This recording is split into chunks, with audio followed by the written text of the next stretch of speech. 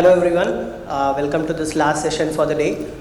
Obviously the last session is something challenging for every panel, but we'll try to make this interesting because this is a very interesting topic when we talk about pass cars. As we all know, buying a passenger car is actually a kind of second biggest decision after buying a car home. So very interesting insights that one should obviously be knowing as to how to read a consumer mind and how decisions are taken before purchasing a car.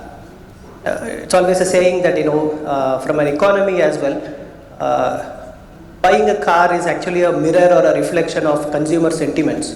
So it indirectly gives a perspective of how the market is also or the economy is also kind of behaving. Even during a period of COVID, we observed that most of the auto segments, there were uncertain times. We don't know how the market is going to behave, how the sales of each of the auto segments are going to behave. We observed two-wheelers didn't do great. Commercial vehicles, obviously, because of the economy, it didn't do great.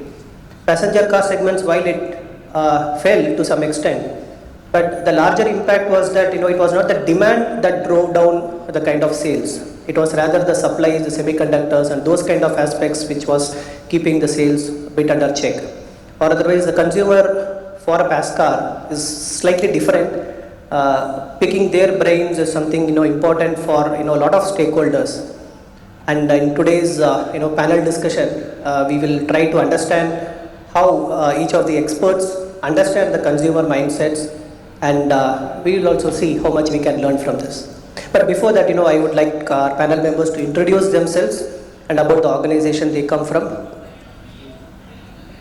Hi everyone, my name is Pranshu Gupta. I am the founder and CEO of Track and Tell. We are a tier 1 supplier to a couple of OEMs in India. We manufacture automotive electronics such as IoT devices and other products. Good evening everyone, I'm Minesh Shah. I have 23 years of experience of working in sales, marketing, strategy formulation and execution, dealer operation, improvement, dealer business management, and have worked with industries like automobile, pumps, engines and genset. Hi, good evening everyone. I'm Saurabh Tripathi. I represent Morris Garages, now being called as JSW MG Motor India, handling sales for Eastern India market. Good evening. I don't see sound. I think all are just sleeping. Good evening, everyone. Yeah, I am DC Raghuvar from Chitra Cars, a 29-year-old company into new and pre-owned car sales in Hyderabad. And I've been working from last 29 years in the automobile industry. That's it. Yeah, hi everyone. This is Ravindra Singh Rawal. So I represent the Mahindra Automotive Division. So I have 15 years of experience working in the sales operations. I have associated with most of the reputed brand in the country, even the Kia, Honda and the Yamaha.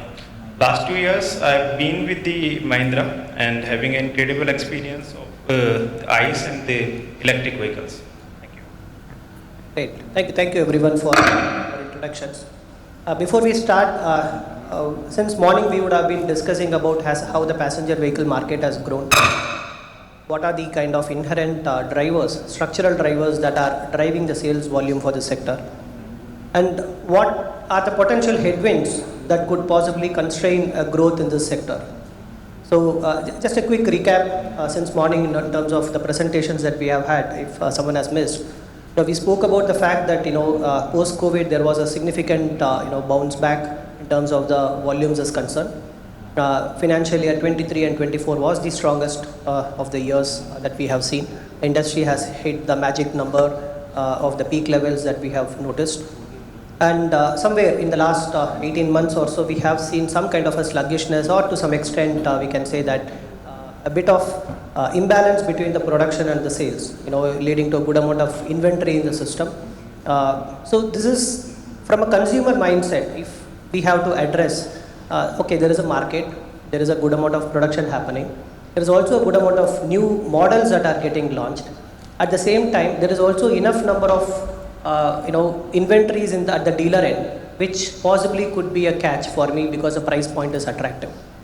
The reason why we talk about this aspect is that over the last 5-7 years, the vehicle prices have gone up significantly, thanks to the regulations and also to some extent the kind of mix that has changed. I believe like 7-8 years back we have seen the share of utility vehicles at sub 30% or so. Today that number is like 65%. So there is a change in the powertrain.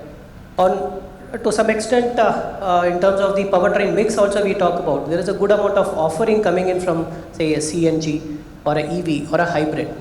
So today's customer has a good amount of option that he has to choose from, but at the same time he does not see the same level of entry level vehicles that he was seeing 4-5 years back. So it's a mixed phenomena. So we will try to pick the brains of the consumers through our experts. We'll start with our first question from Mr. Ravinder Singh. Sir, can you break down the kind of the mindset of the consumer between someone who is in a rural market versus an urban market? Because rural, as we all know, commands like 2/3 of the market in terms of the overall sales is concerned and also in terms of the population is concerned. So what are their factors that are kind of driving a purchase decision between a rural customer and an urban customer, if you can start with? To tell you that the consumer which is available as of now, it is not much difference as the rural and the urban. Reason being the kind of device we all have, the smart mobile. They have accessibility to all the consumers. They could understand what kind of a variant features these all companies are offering.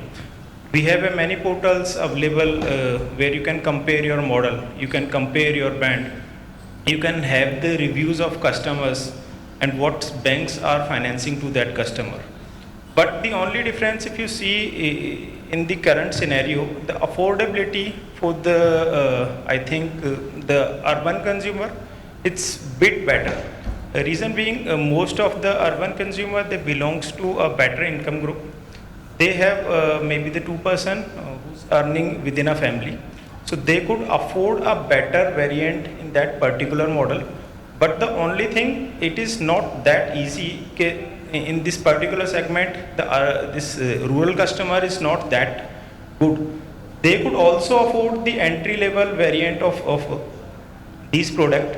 And while choosing any specific brand, most of the consumers, they do research by their own.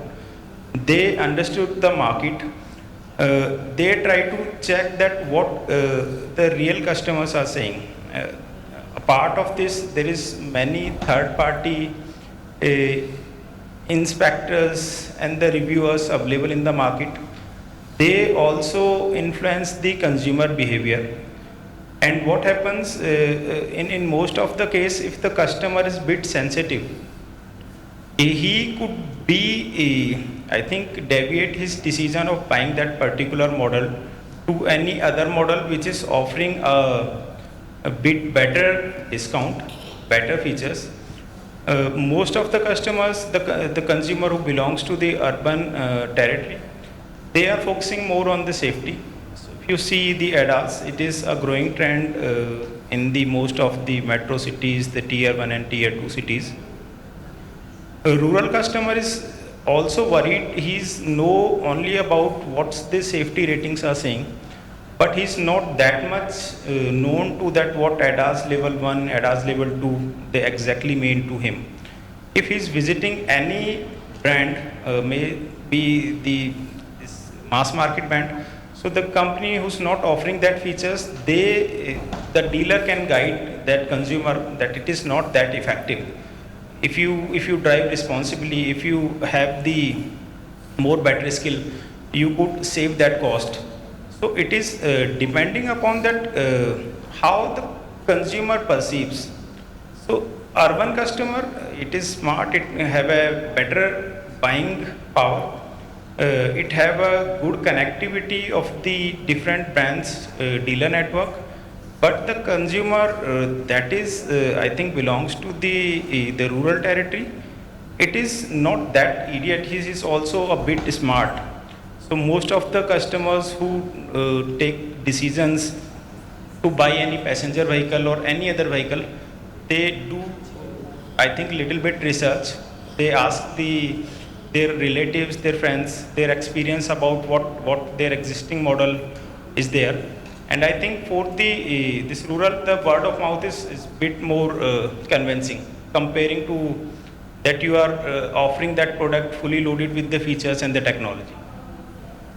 One parallel point I wanted to kind of bring over here. RBI brings out this data called consumer confidence data survey, wherein they give that, through a represented number, they give what is the consumer confidence level, like data. When we were kind of noticing, at least in the last financial year, this number was kind of dipping because of the inflation related factor.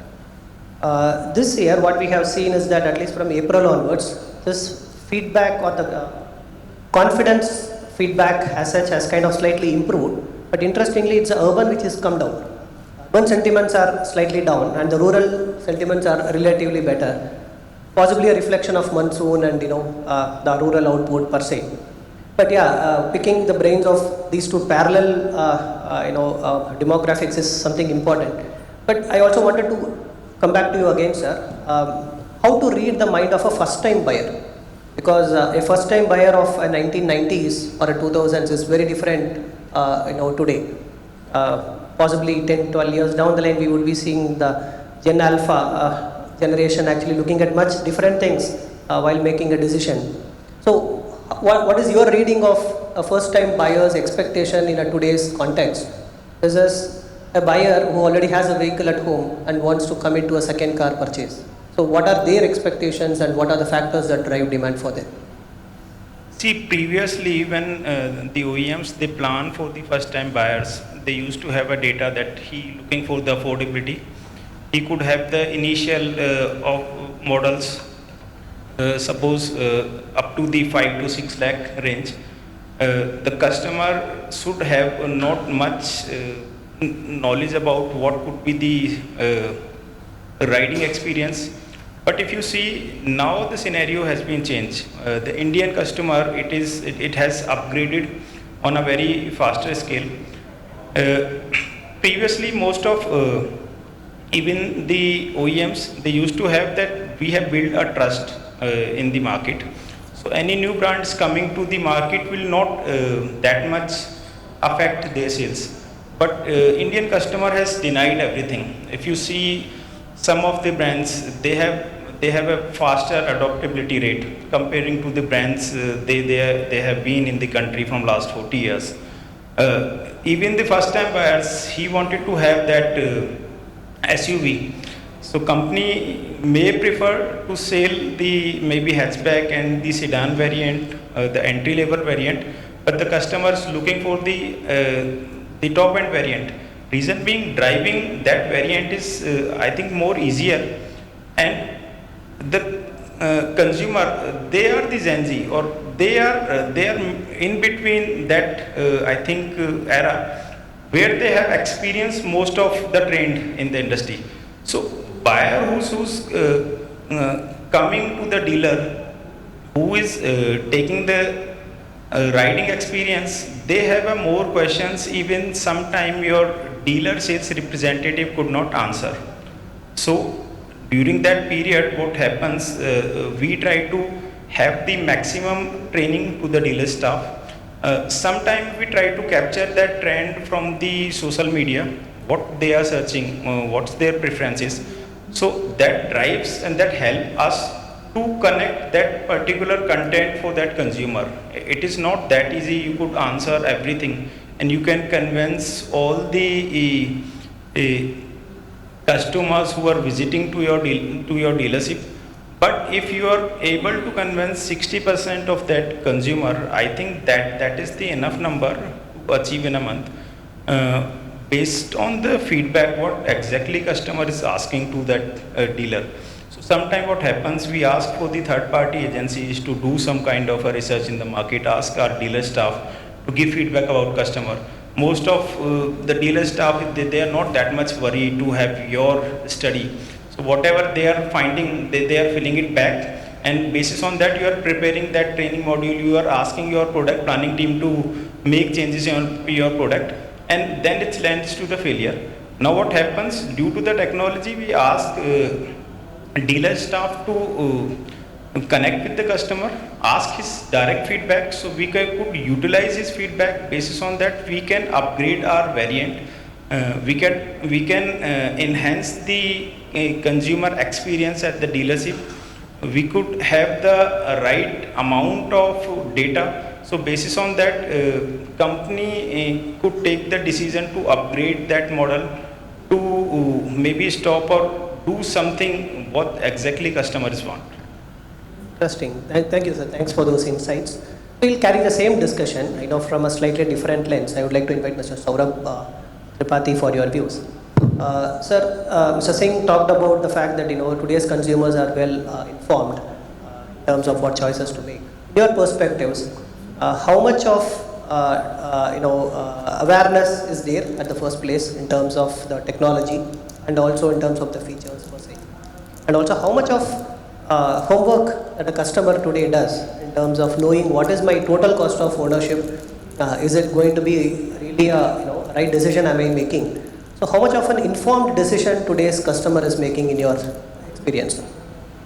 Okay, so I'll answer it in three perspectives. First, from the salesman perspective, because I handle customers, though I don't handle them directly, but through my dealership network, so I understand what the customers are asking for. Second is understanding from the overall scenario why such kind of things are happening, and how and what we should be planning as an OEM or as a manufacturer, like if we want to sustain in the longer run. Okay. So the very first answer is that yes, the customers are very well educated, and that you could see that the post-COVID scenario, the industry has evolved like anything, and that probably is because of the advent of social media. A lot of digitization has happened. So with the increase of digital technology access even to the rural market, to the deepest pocket of the country, the customers are very well informed. Earlier, what used to happen, like whenever there was some information or some news would come, in the morning session we were talking about E20, E30, E40, all these jargons we were understanding. Earlier, what used to happen, like such kind of things would happen, it would take time for the information to flow down into the deeper markets. Now we have availability of information in the language what customer understands. So for example, if we launch a new product or a new technology, and let's say Morris Garages announces, okay, we are doing this. So there is a category of social media influencers, there is a category of news providers who talk to the urban market, who talk to the rural market. They are all different. So we have influencers available across. So whatever customer walks in, it's not about like the customer walking into an urban dealership or a metro showroom. Customer walking into a non-metro showroom would have a different understanding. Almost 75 to 80% customers are very well planned and educated. When they walk into the showroom, they talk about the brand, the variant and the color they want to buy. And they are aware about the price. And when they walk into the showroom, they walk into the, like suppose it is a metro market, you will have multiple showrooms of the same brand. They would go to all the brand. They would at least inquire at all the showrooms. So they know the price and the scheme factor also. So they are very well informed about it, what they can extract or what they get as a value in the times of, like in terms of the money they are going to spend. Yes, the dealership plays a very important role over here, because balance 20% is where we have to play an important part. A lot of time those informations are not right information, not the factual information. This is where a trained, educated person, a salesperson at the dealership who handles the customer, who manages the kind of experience that has to be given to the customer, plays that role in terms of conversion. So whether it is all about like the cost of operation of the vehicle, whether it is all about the features of the vehicle, they are aware. So that is how it happens. Almost 90% customers at least see your product first in the digital world. So they would Google, they would get into the Facebook, Insta, they'll get some information about the product before straight away contacting the dealership. So that's how it happens. Now the question is about the TCO, as you asked. Now TCO is something which is a very new term, like the jargon which we are using, total cost of operation. But if you talk about TCO, almost many years back when Maruti also gave a punchline, kitna deti hai, that was also I think about TCO, cost of operation. So Indian customer is always a value-driven customer. They want the maximum out of their minimum spend. That is how they always demand. So although the economy is growing, our per capita income is growing, our consumption is increasing, like the kind of employed population is increasing. So everything is growing, but still the mindset would be there, what I get as a value. Yes, now the demand has shifted from that kitna deti hai to the features now. So if I talk about the perspective from Morris Garages, when I deal with my customers, it's hardly 40 to 50% of the customers are talking about their mileage and other things, the kind of operations. They find more value in terms of the panoramic sunroof. That's quite a surprising fact that every customer wants first the panoramic sunroof, then they look into the infotainment and then look into the other features of the car. That's how they perceive the product, like they perceive the value of the product. So that's how the things are happening over here. Now as an OEM, if we have to look at it, how do we address this situation? We need to look at how, my personal belief is the behavior of the consumer in Indian market, whether it is automobiles or any other product, it's largely driven by his capacity to spend. Now, based on the research I can say, or whatever news I understand or had read in the open sources, almost 30 to 39% of your expenditure, like the disposable income you have in the Indian market, goes into your obligatory expense, which is your EMI and the rental. And on the urban part, as you rightly mentioned, the more you are in the urban part, it goes high, it goes up to almost 44-45%. So this is where the biggest barrier is. The second is your necessary expense, another 32-33, and then it comes to the discretionary, where I want to spend on my lifestyle. And this is where all these personalized experiences, values, all those things happen. So we have to actually study how the things are moving. Now if we see the economy is growing, we understand the economy will grow. The population, the employed population, what we understand is going to grow. The per capita income, which is close to around $2,200 to $2,500 currently, it is going to be somewhere around $4,400-$4,500 by 2030. So all these things are going to increase the consumption. And the moment they are going to increase the consumption, they are going to increase the capacity of a person to ask for more value-added, personalized features. I think we can also relate to one factor that the accessory sales on the vehicle. 5 years back, 10 years back, accessory sales used to be hardly 5,000, 10,000 rupees per car. At present scenario, any established brand is selling close to 50,000 rupees accessories per car. So this is a very clear indicator that the customer wants a higher value, a personalized value on the product. They are ready to spend. So this is where we can look at and we can plan and like design the products accordingly, to add on the features that we want to add to the product. This is how we can work on it. The TCO reference was brought in because of the options being available between an EV hybrid, where the tag is more like, at a overall TCO, this is better. Somewhere that kind of a decision also somewhere the customers are made to make. One thing I just want to add, I think I missed it out, very interesting fact that we talk a lot about TCO. Since morning I have been attending the session and everybody is talking about EVs, the cost of operations. But from the customer perspective, customers very first thing they look at is your acquisition cost. So at what price you are getting the vehicle at upfront value. Operation is something they look at secondary, although they are mindful of it. You cannot fool them. For example, if it is a, let's say, ICE vehicle, a 15 lakh rupees, 14 lakh rupees SUV or a UV should give them a mileage of 10 or 12. If it is giving a mileage of 5, they will not buy it. But they don't expect it to be 20 also. That's how the thing is. So likewise in EVs, when the range of the car is, let's say, 300, 350 odd kilometer, they have their calculation in mind, okay, it is good for me. So that's basically attracting them towards this interest of buying an EV. In fact, one more data point I would like to say that currently if you talk about the Indian market, penetration of EV is around 4.5 to 5%. But if you look at the penetration of inquiries of EVs that are coming to the dealerships, that's more than 10%. So there is a consumer who wants to buy the product, but somehow is getting a barrier and getting converted back to ICE. This is where the shift is happening. Secondly, so one is definitely the acquisition cost. Second is about the overall the services or the network. So here the legacy brands, for example, when I talk about Morris Garages, we had to work very hard to establish ourselves as a EV player. The kind of network we had to create, the kind of confidence we had to build up on the brand. Likewise, a product like, let's say, a Maruti or a Tata or a Mahindra. So for them, it's going to be relatively easy because they do have a network. They have a base of the customers who have a trust on their brand, who trust that, okay, whatever Mahindra is bringing, they are going to buy. And if the product is right, definitely it's going to click. So that's how the things are going to move. Thank you. Thanks a lot. Thanks for this detailed explanation. You spoke about features. I would like to bring Mr. Raghuvar for your thoughts. Sir, from airport, when I was coming over here, I came in a i20 car which had a sunroof.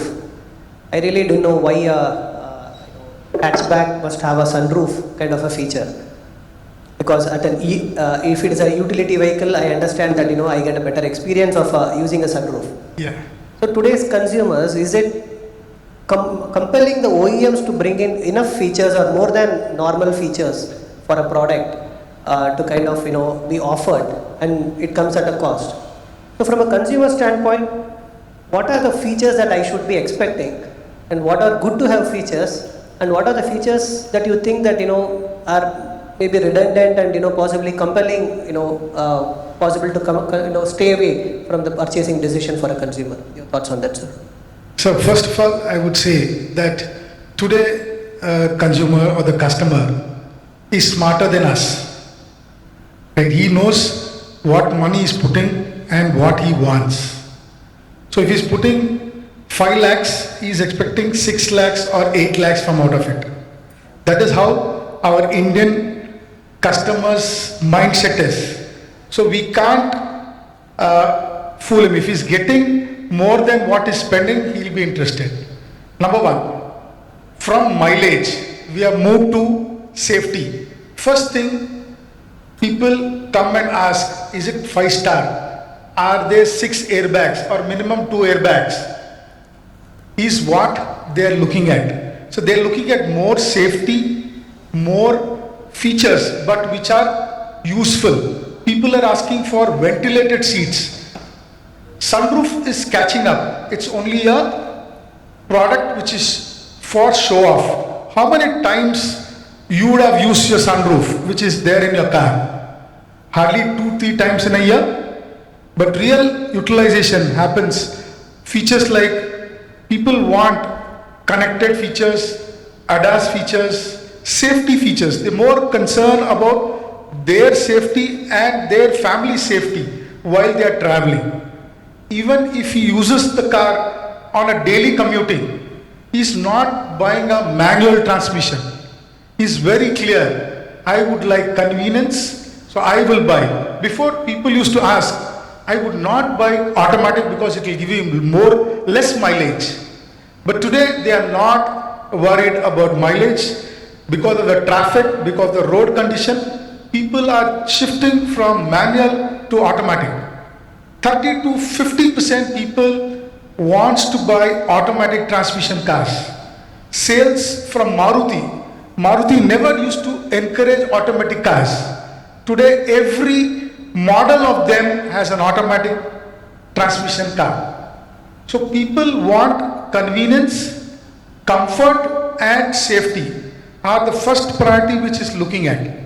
He wants, as I said, if he's buying a 6 lakhs car, he expects at least 7 to 8 lakhs worth for his family.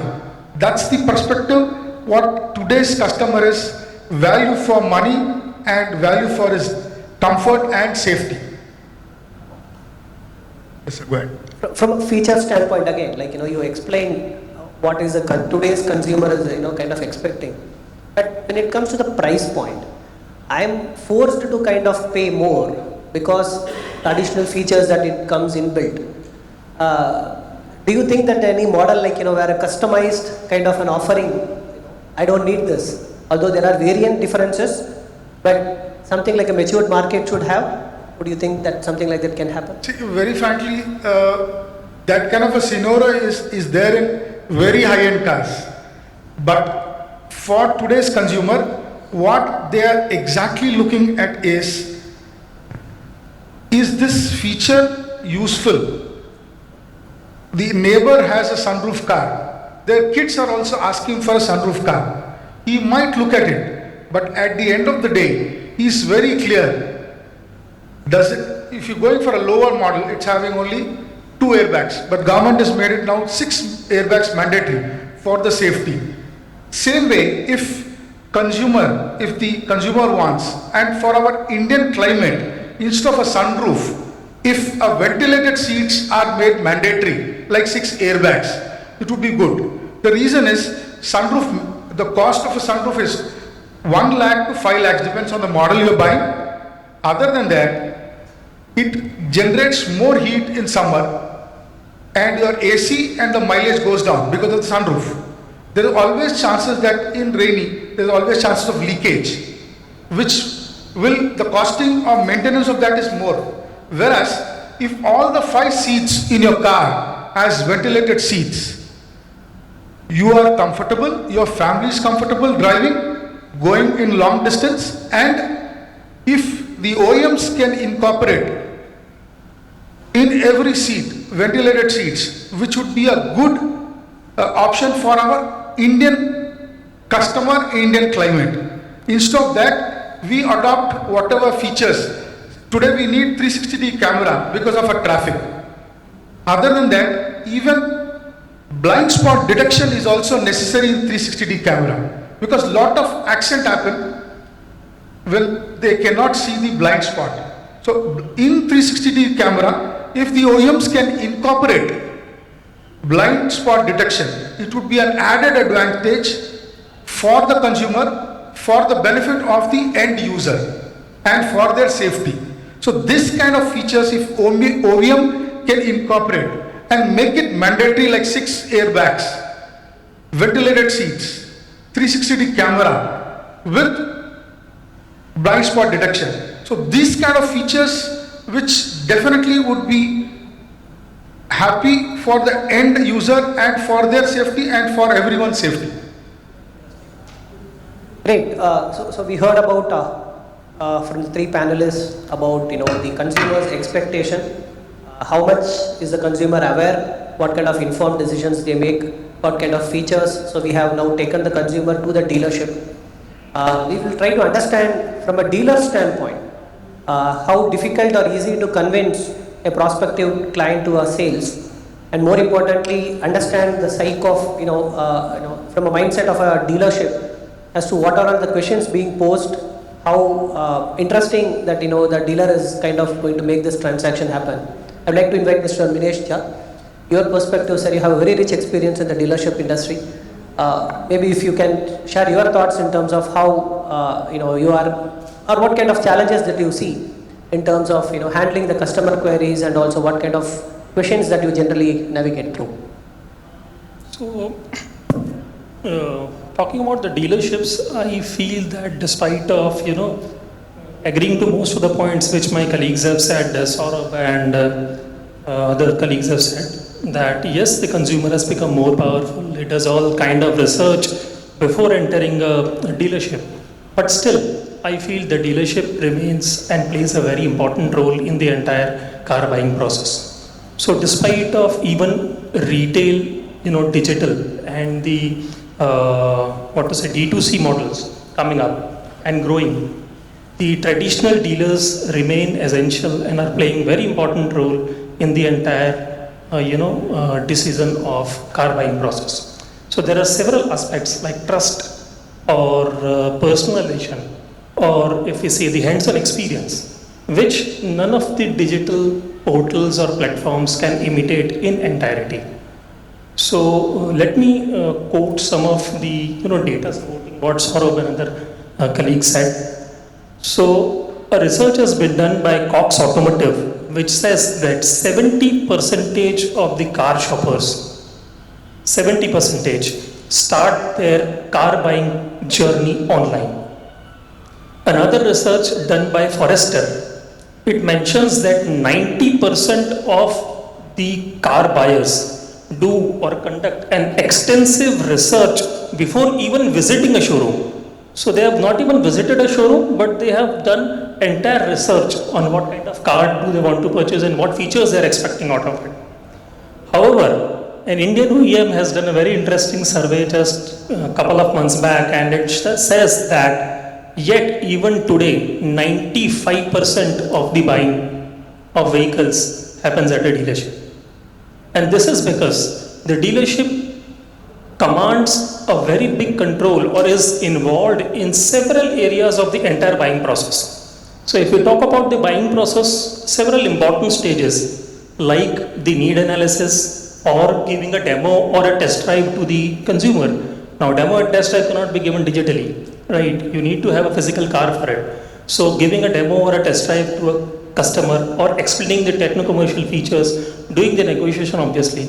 In fact, to my mind, dealerships are SSS, or what we call a single stop shop. So not only the car, they also offer you the finance, trade-in, right? The insurance, extended warranty and RS. Even post-sales, they engage with the customer in terms of maintaining the car or through insurance renewals or through service, right? So for me, I feel still the dealerships are a very essential and indispensable part of the entire automotive system. Interesting, sir. Some analysis we did in terms of some of the models that succeeded and some didn't succeed. One of the key reasons that was the after sales. All the research, all the online tools, digital tracking in terms of mileage, etc. can happen, but the after sales is still something beyond the control of an OEM. The product can be good, but the after sales, if it is not great, the maintenance is not expected to be similar by all the consumers. So it is the dealer who comes in at the right time and then ensures that the vehicle is actually maintained in a right manner.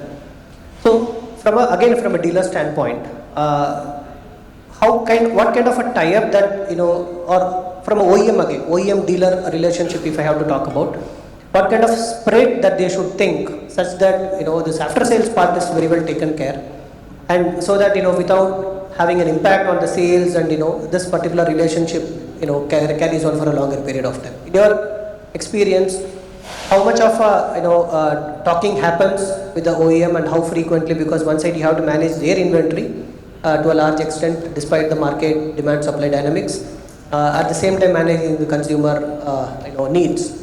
So what has been your experience around that? So if I understood you correctly, you are talking about the after sales process and how important is the dealership role and what is it that OE and dealership together should do. Correct. Okay.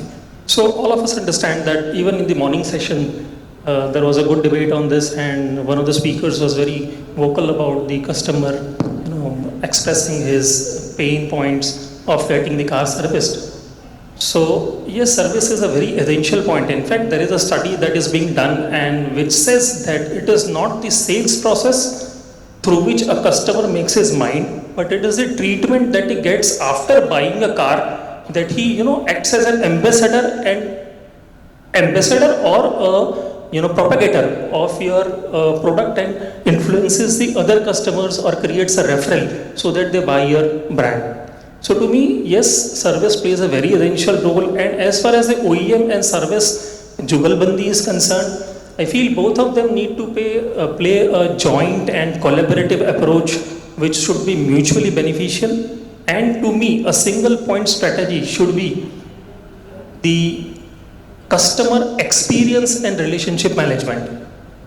So if you manage the experience and the relationship, and it is not only about service, so I'll emphasize that at all the touch points, whether it is sales, allied business, pre-owned car or service, using AI and digitally enabled tools or digitally driven data, if the dealership and OEM together are able to create an impact which gives an unmatched experience to the buyer or the consumer and makes him feel valued, then they're done the job.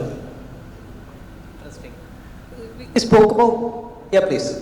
Just one more. I've heard it somewhere and read it somewhere that a customer, forgets what you say. A customer forgets what you do, but a customer never forgets the way you treat him and the way you make him feel at a dealership or at any place. And hence the point that the customer experience and relationship. Just to add on this point, in current scenario, when you are running an auto dealership into automotive retail, it's a very capital intensive business. You have to invest a lot on the infrastructure. The cost of manpower is going up. And then there is a cost of the finance, inventory, as you rightly mentioned, it's going up now.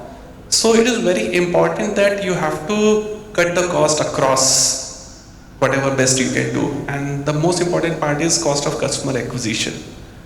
So the reading or the study or the way we drive at the dealership is a formula that says that 30% of your business or the retail should come from the referral given by the existing customers.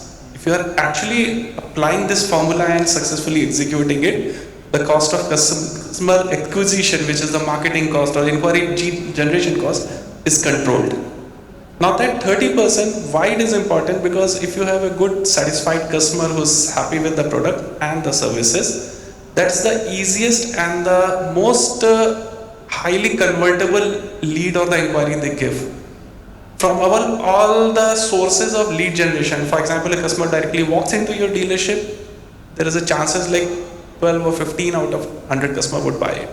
If it is a digital inquiry, customer just inquires digitally, the chances are hardly 5 or 6%. So likewise, every source of lead has got some conversion ratio, but the referral has got a conversion ratio of more than 30%.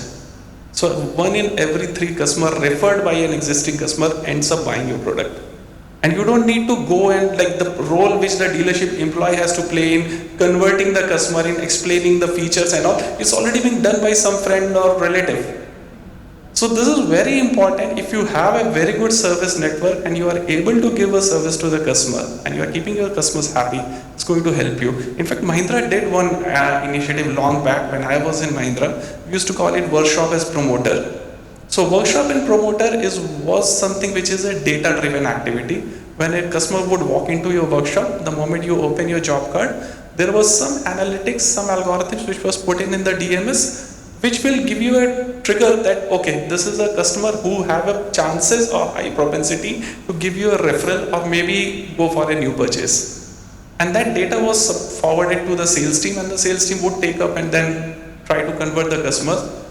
Over a period of time, when this entire process got matured over a period of 1.5 years, almost 8 to 10% of sales started coming from that sources. So this is how, if the OEM start developing it, rightly said that data is very important. Today, with the kind of connected car features, we have so much of data access happening. Now, I would not get into the regulatory things, what is allowed to use or what is not allowed to use. But definitely you have access to the data. If you are able to analyze the data well, do a little bit of maths, even at the dealership level, you can derive your sales figures sitting at your dealership without investing much on the ads or hoardings or maybe even the digital promotions. So that's how it helps. Great. We spoke about the mindset of a consumer while designing a new car sales. There is a parallel market for used car. Where the decision can also be that the vehicle prices have gone up so much, still I'm not able to kind of come to the terms of the new car cost. But at the same time, the used car segment has also grown significantly in the recent times. There also the prices have gone up, but still there is a market for that. We'll try to understand, Mr. Gupta sir, your thoughts in terms of how has been the growth of pre-owned vehicle segment is concerned, and how is the customer reading this particular market? So I think from a used car perspective, obviously somebody who can't afford a new car is the one going there. But used car, depending on the budget, the size of the car and the features in the car change. For every say 20,000-25,000 rupees, the size or features of the car can change. And then as a consumer, a lot of people have issues with the warranty on a new car. The way cars are sold, it's under warranty, but if you make any changes, there is a risk of lapse of that warranty. This does not exist in a used car. So a lot of consumers would then go in for a used car and then say, I'll go to the aftermarket for the upgrades. So that is also one aspect that goes into the aftermarket is driving to a small extent the choice of the used car, whereas in a new car, the aftermarket is some, other than floor mats and other things, the electronics or other things that are not in the decision making. So again, it being a price sensitive customer, and I would feel more in tier 3, tier 4 cities than tier 1s. I feel the growth of the used car market is higher there. But Saurav would have some thoughts on that.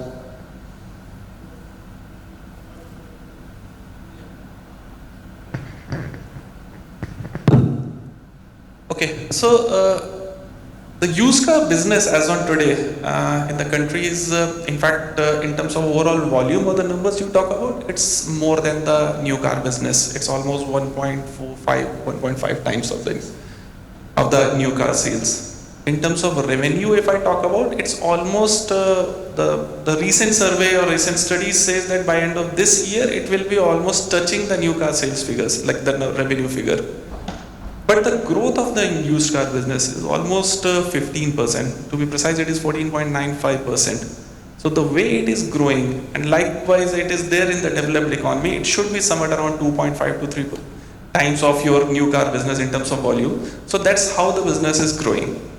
Now there are 2-3 factors which are actually driving this. One, definitely put in post-COVID scenario, a lot of government regulations changes, emission norms are happening, GST up and down is going on, the new energy vehicles are coming in. So with so much of new things happening in the business, definitely the prices of the new vehicle is growing up, and then the disposable income is there, customer is able to afford. So pre-COVID, if you see the average ticket size of a car, which used to be around 8 to 10 lakh rupees, now it has moved up to almost 15 lakh rupees. So that's how the things are moving. So with the prices of new car going up, and every year there is a 2.5 to 3%, if I'm not wrong, I think that is how the OEMs take the price increase because of the regulation, input cost. So there is a depreciated value you get on the used car. The consumer in the country is wanting something which is more matching with their lifestyle. So although currently if you talk about the business, the average ticket size on the used car is around 3 to 5 lakh rupees, which is almost 40-45% of the business. But the 12 lakh rupees plus kind of segment, which is on the used car business, is growing fast. It is very rapid. And it is dominated by none other than the North Indian market. So North India, we all know that people are more fancy about the product, the SUVs and all. So that's how it is going up.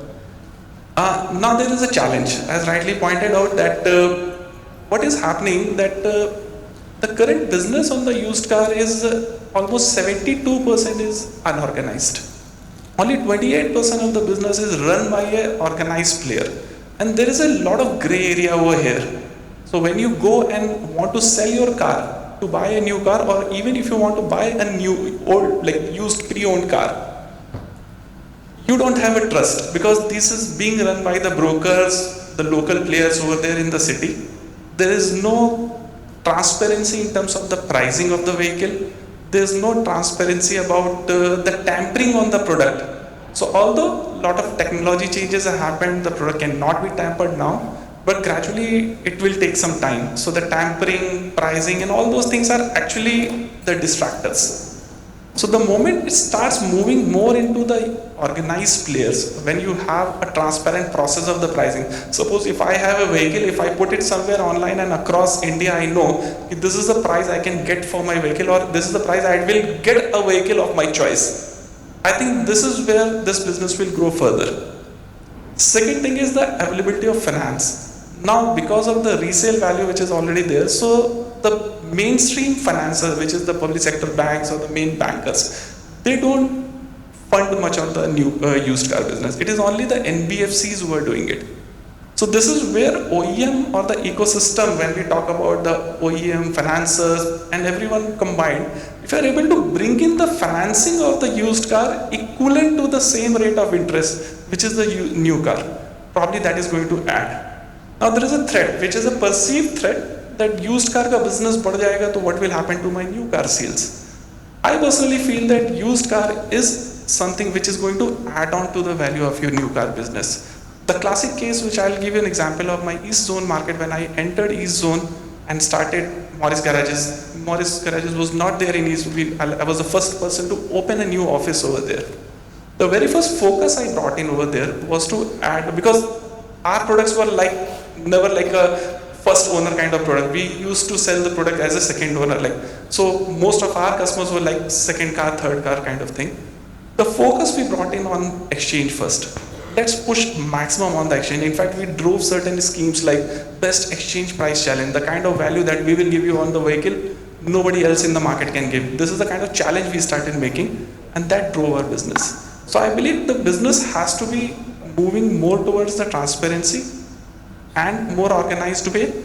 If it does the kind of growth what we are expecting, plus it is going to complement. Because if you see the customer perspective also, so apart from the cost of operation, cost of ownership of the vehicle, the one more important factor the customer will always look into is the resale value. And that is something which is a roadblocker for EVs right now.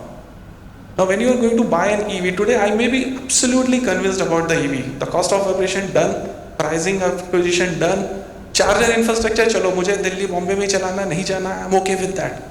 But what about my resale value? Because if you compare a resale value, for example, a 10-year-old ICE car versus a same brand of car now, whereas 10-year-old EV car versus the same brand of EV now, the technology of the EV is moving so fast, the resale value is something which is a gray area.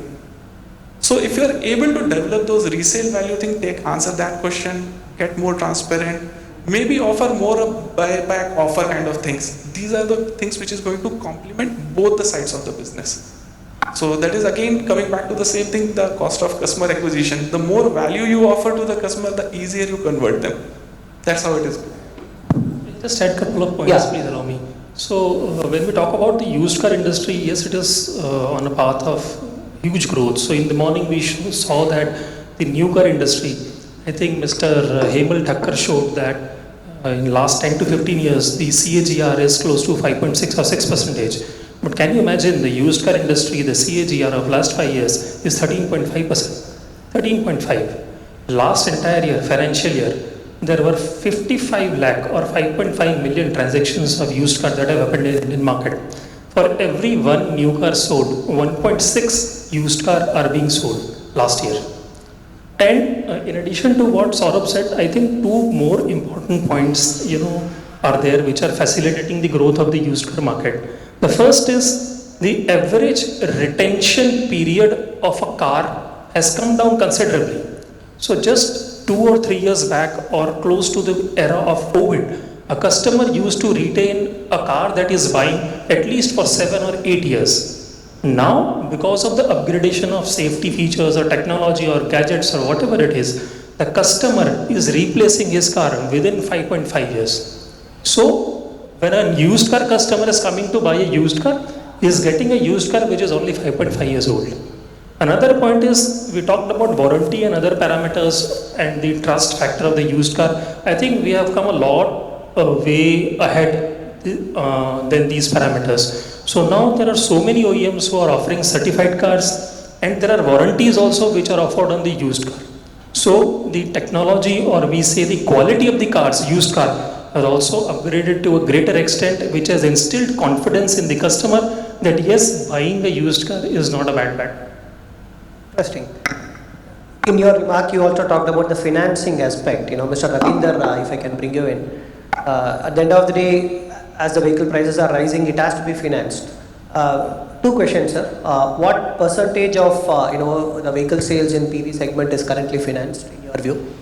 And also, from a lender standpoint, from your interactions, how much do you think that there is still kind of a reluctance or a hesitation towards the alternate powertrains of EVs and hybrids? Sir talked about the fact that still it's an NBFC area. The traditional bankers are somewhat uncomfortable given the LTVs, the resale value or a secondary market, etc. So your thoughts on this financing aspect, very critical one. Yeah, so I wanted to tell you that the 100 vehicles sold in the market, 70 to 75% has been financed. And as Saurabh mentioned, the most of the ICE vehicle having a better option from the banks. banks are offering the lower rates to the ICE customer because it is already established product in the market. We have a good numbers of service, resale value. Even the replacement buyers, they still preferring this ICE vehicle over the EV. Reason being, EVs not have that much confidence among the customer, and even the banks they are not that much interested to finance the EV customer. Some of the research is already shared in the market that the EV customer who bought the vehicle in last 5 years, they wanted to sell it back. It is not that true. Sometimes it is hurt the sentiment of the EV customer. Even buying a EV is still, I think, considered a customer who can take the bigger risk. But it is not like that. OEMs are also spending much amount. They are investing to create a good ecosystem of the charging infra. I think one bigger thing which is missing from the OEMs, they are not educating the customer on the EV. Reason being, in next 5 years, if you see, the EV will capture maximum market. I think ICE is going to reduce up to the 30% by 2030 or 2032, and EV will take that market share. Most of the big OEMs, they are spending creating a good infra. The most of better charging stations would be available to your fuel stations. Better and the fast charging stations to be installed near your society, near the residences where the customers are preferring the electric vehicles. Despite of that, financing is challenge, but NBFCs, some of the NBFC, I don't want to name that, they are offering the lower rate of interest equivalent to what they are offered to the ICE customer. These all things will change and shift the momentum in few years. As of now, infra, it is not that much better developed. The customer who has shown the interest, who bought the vehicle, they sometimes struggles. They don't want to have the longer ride with their electrical vehicles. But it is not like that. If you educate your customer that how you can utilize your vehicle in a longer journey, and most of, I think, OEMs who's having a better chunk in the EV, they are doing that. But despite of that, customers is still having a worry. Reason being, the government has participated in terms of subsidizing the product, but government needs to participate in terms of the infra development. They have to make it very clear and the mandatory to all the fuel stations. Instead of some other company, they spend the amount and they wait for the ROI.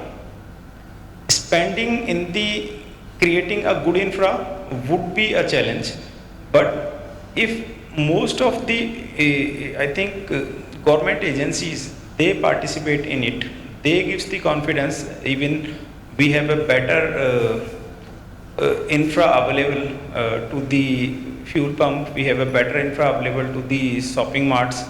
You only need to invest into the fast charger. And if you subsidize that land, if you gives any subsidy to the electricity, I think it will help to the Indian customer to change their shift towards the electric vehicle. Banks is also having some trust to the product because they know the product's going to take a bigger market in coming years. And once we have a better base available in the market, the resale value would be the higher. As Gaurav rightly said, still the most of the customers, they are worrying about once I'm going to sell it, is any customer would be available to the market who can have the right price for my old vehicle, or I have to give it as a dump. It will not be that I think wrong worry. Customers is having a very right set of mind. They knows once the product established in the market, then the similar product will not have that good value. Reason being, features and technology is also evolving every day. And after 5 years, when this product will be available to the market will not having a that right value. So to overcoming that, most of the companies, they are offering to the buyback value. They are offering the battery unlimited period warranty, and some of still is considering that if you wanted to have that product back, will buy it after 3 years up to 70 or 80%. So within 3 years, whatever amount you are running, whatever kilometers you are utilizing, you still have a confidence that the company will take care of your product. And if you are happy, you can upgrade that product with help of other new product launches. So I think OEMs which is taking the lead in the EV, they having the moderate product range available in the market, but you will experience the higher product range in next 3 years.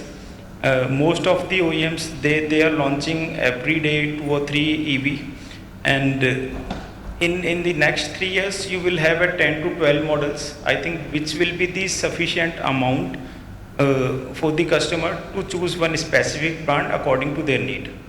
And of course, we are in touch with the some of banks as well to offer the better financing rates to the EV customers. We are running short of time. Possibly one last question that I can sneak in to Mr. Raghuvar.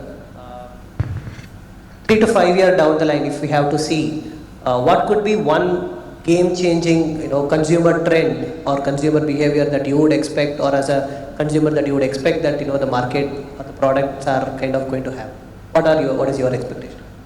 See, the trend or the future look, what the end customer would look at is, number one, as I said, safety features, but more on, hybrid, CNG and EV. Because the running cost is what we look at. Every person who's buying an EV is only looking at the running cost. If you are driving a petrol or a diesel car, it costs you around 6 to 6.5 rupees per kilometer. Whereas if you are driving an EV, the kilometer is 1 rupee to 1.5 or maximum 2. If you are charging at your home's charging station, the cost is that. So they are the end consumer is very, very calculative in terms of what is the running cost. In how many years, if I bought an EV, how many years the return of my petrol cost. In fact, recently we sold one car to a doctor. He called me and said that he saved 1,50,000 rupees on his running cost. That calculative today the customer is. So they look at the trend, what is the running cost, and what are the features, what is going to be, we cannot sell features, or we cannot sell. He's the boss. Actually, if you tell me today, customer is on demand and he wants good looking cars, good featured cars at value for money, and is ROI back. Return of investment back in 3 years or 4 years is what he's looking at. And as well, he would like to look at resale value also. This is the future which will be, and the Gen Z customers want more features and more, power trend. Even in EVs, they are looking at power. 0 to 100 in how many minutes it is taking up. There are segments from rural. Rural segment is looking at what is the cost. Urban is looking at what is my running cost. The new generation is looking at what all features and what all power it can give me. Even in EV they are looking at that. This is the trend which is going to happen in the next coming 2 to 5 years. Thank you, sir. Thank you. Summed it up nicely. At the end of the day, as you said, customer is the boss. So we will align to their requirements and try to see we can continue to learn from their insights and see how the market can also absorb these opportunities. Thanks a lot for a patient hearing for this session, and thanks to all the gentlemen for answering all my questions. I'm sure that there could be some questions from the participants as well. If there is any, we would be really happy to take.